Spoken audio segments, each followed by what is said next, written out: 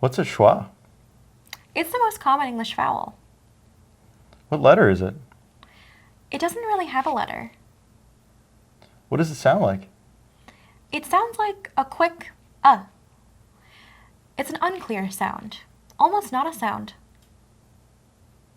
This unclear sound is in the short, unaccented syllables. Hello, student, practice, repeat, goodbye. Why does English have this unclear sound?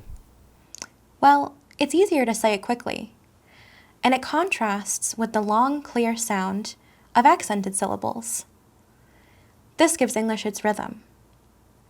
Do, da, da, do. Beautiful day.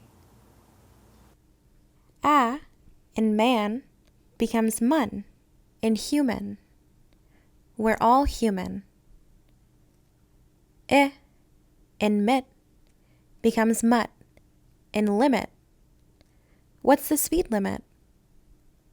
E in re becomes ruh in record.